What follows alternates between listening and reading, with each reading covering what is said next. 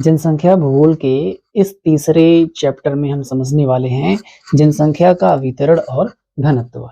यानी कि जो भी हम पॉपुलेशन ज्योग्राफी की जो हमारी सीरीज चल रही थी उसको आगे बढ़ाते हुए हम आगे इसको आगे लेकर के जाएंगे और ये समझेंगे कि विश्व में जनसंख्या का किस तरीके से वितरण है, घनत्व है, उसके क्या-क्या फैक्टर्स हैं इसके संदर्भ में उस इन सारी चीजों को हम लोग एक-एक करके ध्यान से समझेंगे। देखिए, सबसे पहले कुछ जानकारी हम आपको देना चाहेंगे कि जैसे पूरी दुनिया में, ठीक है ना, पूरी दुनिया में जो कुल जनसंख्या है, अगर हम बात करें पूरी दुनिया के कुल जनसंख्या की, तो पूरी दुनिया में जो कुल जनसंख्या है ना, ये इसकी कुल जनसंख्या की, ठीक है, कुल जनसंख्या की 90%, कुल जनसंख्या का 90% केवल 10% भूभाग पर निवास करता है। ठीक है, पूरे विश्व की अगर हम बात कर लें तो पूरे विश्व में जितनी भी जनसंख्या है उसका 90% पूरी दुनिया के, यानी कि जो भी हमारी पृथ्वी है, पृथ्वी के जो रहने योग्य, निवास योग्य जो क्षेत्र हैं, उस क्षेत्र के केवल 10% पर ही 90% जनसंख्या निवास करती है। और बाकी जो 10% बची हुई जनसंख्या है, देखिए यूजीसी नेट का बहुत प्यारा क्वेश्चन यहाँ से आ जाता है। बाकी जो 10% बची हुई जनसंख्या है, ये 90% भूभाग पर बिखरी हुई है। क्लियर है? देखिए, जब हम बात करते हैं कि ऐसा क्यों होता है, क्यों कुछ जनसंख्या अधिक भाग पर निवास करती है, क्यों कुछ जनसंख्या कम भाग पर निवास करती है, तो इसके बहुत सारे कारण होते हैं, बहुत सारे फैक्टर्स होते हैं। क्या-क्या कारण होते हैं, क्या-क्या फैक्टर होते हैं, उनको हम समझेंगे। देखिए, पूरी दुनिया में जनसंख्या कहाँ है, किस प्रकार से है, उसके कई फैक्टर्स हैं। ठीक है, अभी तक तो हमने आपको समझा दिया डिस्ट्रीब्यूशन, पॉपुलेशन डिस्ट्रीब्यूशन क्या है, कुछ इस तरीके की चीजें हैं। ठीक ना? घनत्व की बात करते हैं तो भूतल का समस्त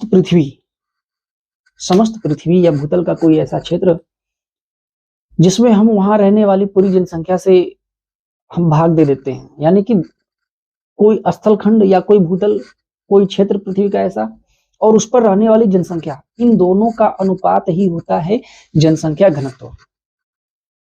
क्लियर? तो सबसे पहले हम वितरण को समझेंगे और फिर घनत्व को समझेंगे। देखिए, वितरण को पढ़ने से क्या मालूम चलता है कि पूरी दुनिया में जनसंख्या कहाँ-कहाँ पर है और किस प्रकार से है।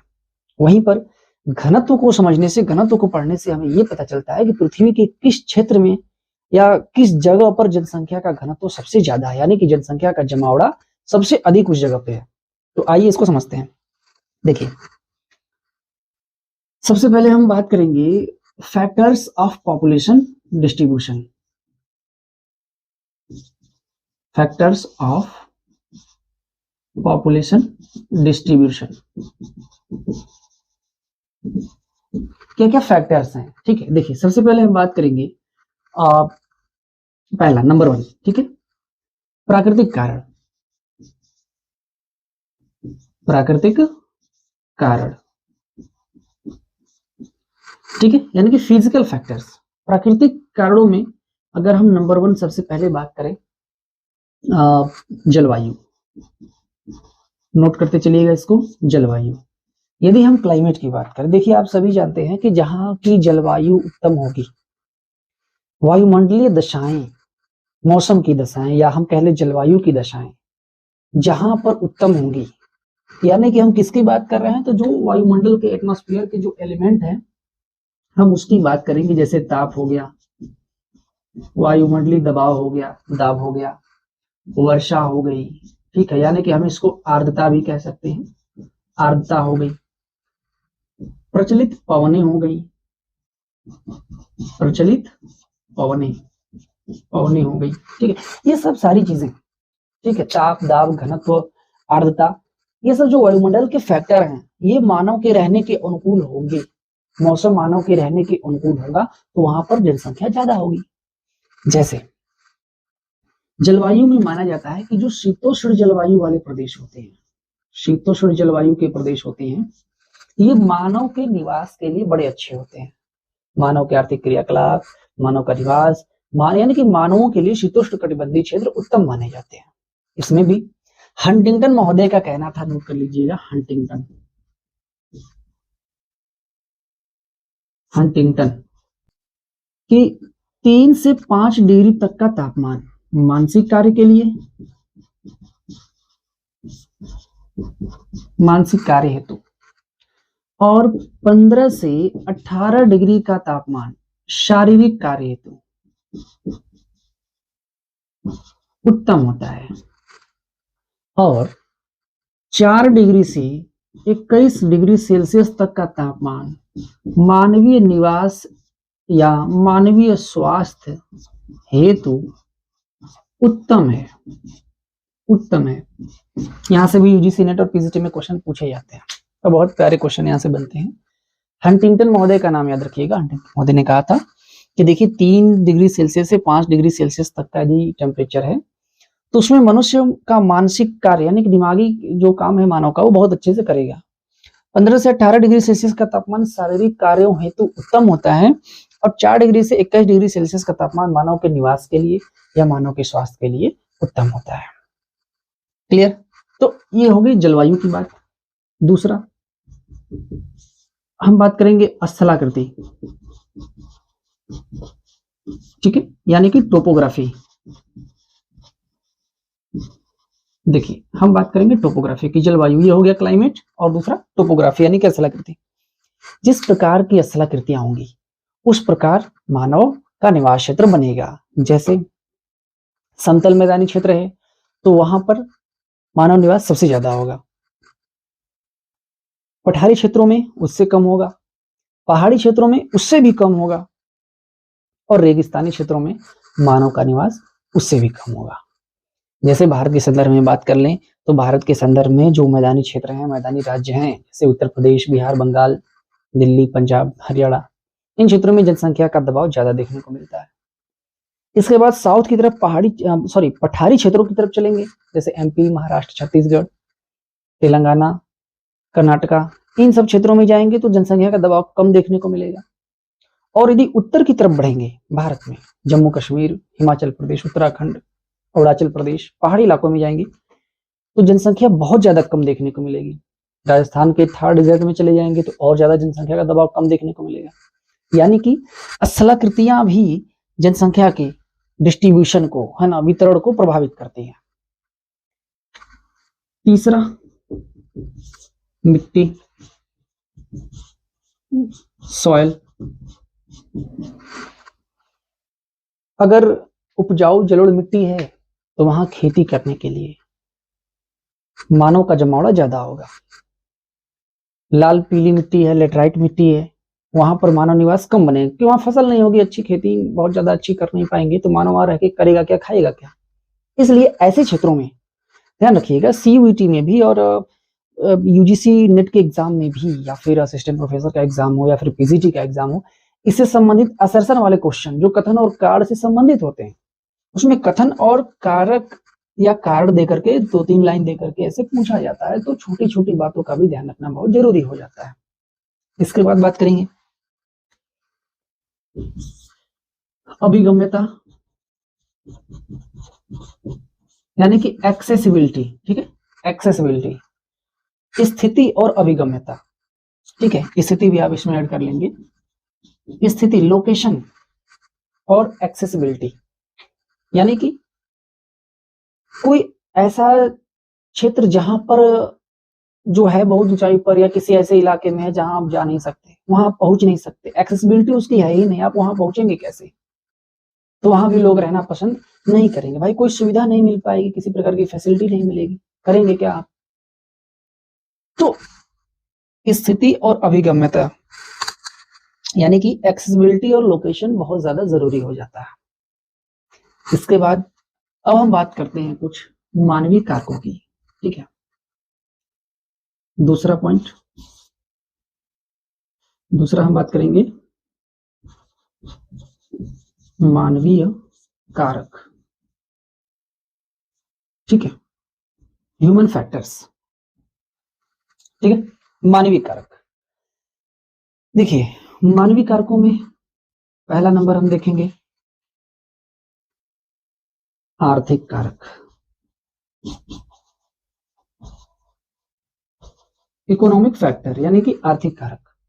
आर्थिक कारकों की अगर हम बात करेंगे तो देखिए जहां पर भी रोजगार के काम करने की, उद्योग धंधा व्यापार जहां पर ज्यादा होगा, लोगों का जमावड़ा वहां पर ज्यादा होगा क्योंकि उनको पैसा कमाना है, क्योंकि उनको काम करना है। तो ऐसे क्षेत्रों में उनका जमावड़ा भी अधिक होगा। जैसे कहीं पर बहुत ज्यादा प्रोडक्शन हो रहा है, कहीं पर फैक्ट्रियां बहुत ज्यादा हैं, तो वहां लोग भी ज्यादा रहेंगे। भारत के संदर्भ में बात कर लें तो गुजरात के सूरत में, महाराष्ट्र के मुंबई में, चेन्नई में, कोलकाता में, ये सब बड़े औद्योगिक महानगर हैं। ऐसे क्षेत्रों की जनसंख्या ज्यादा रहती है। कारक क्या है कि लोग वहां ज्यादा जाएंगे काम करने के लिए, रोजगार की तलाश में। दूसरा, खनिज, मिनरल्स, खनिज की बात करेंगे। जैसे यूरोपीय महाद्वीप के जो क्षेत्र हैं, यूरोप महाद्वीप का एक ऐसा क्षेत्र जो है तो बहुत ठंडा, वहां कुछ भी नहीं है, लेकिन फिर भी एक ऐसा बेल्ट है वहां पर, ठीक है, नोट कर लीजिएगा, 40 डिग्री नॉर्थ से 60 डिग्री नॉर्थ के बीच का क्षेत्र यूरोप महाद्वीप में ऐसा है ना कि यहाँ पर कोयले की बहुत सारी खदानें हैं। ये कोयला क्षेत्र है और थोड़ा बहुत लौह अयस्क भी पाया जाता है।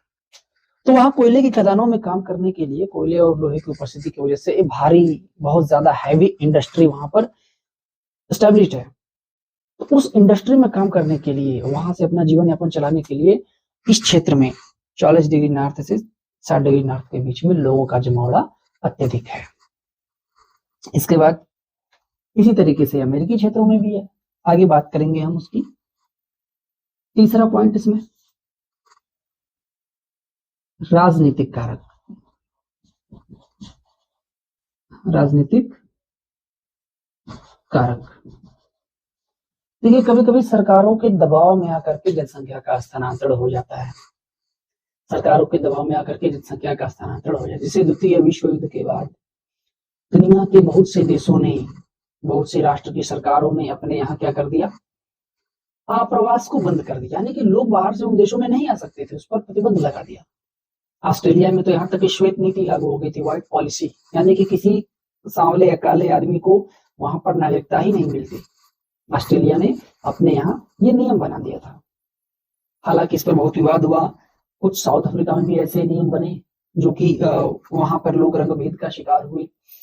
भारत पाकिस्तान का बंटवारा देख लें, पाकिस्तान से लोग भारत आए, भारत से पाकिस्तान बहुत से लोग गए।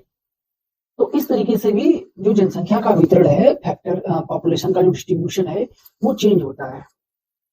इसके अलावा अगर हम और कारक की बात करें, चौथा पॉइंट जैसे में आप नोट करेंगे यदि, तो जनसांख्यिकी कारक,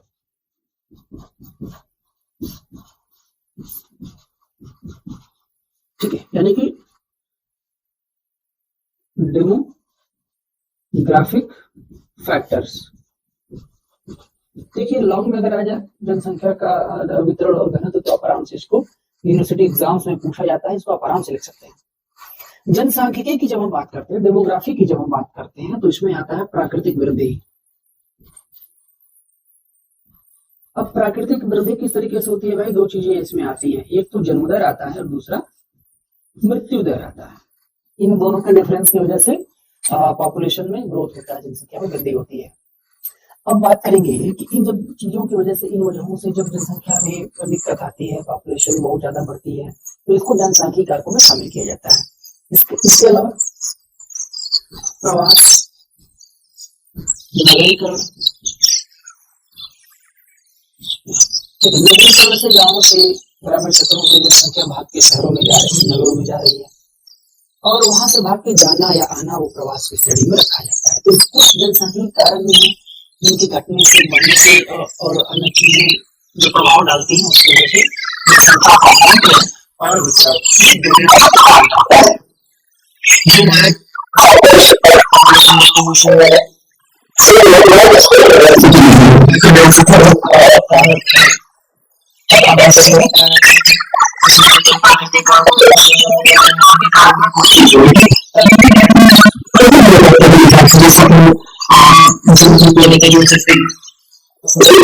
उपलब्धता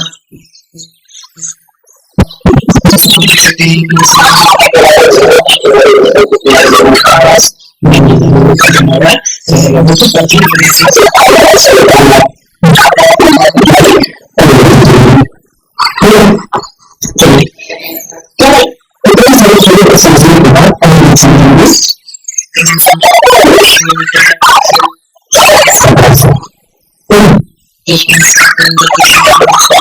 संबंधी क्या करने का उसको क्या कहते हैं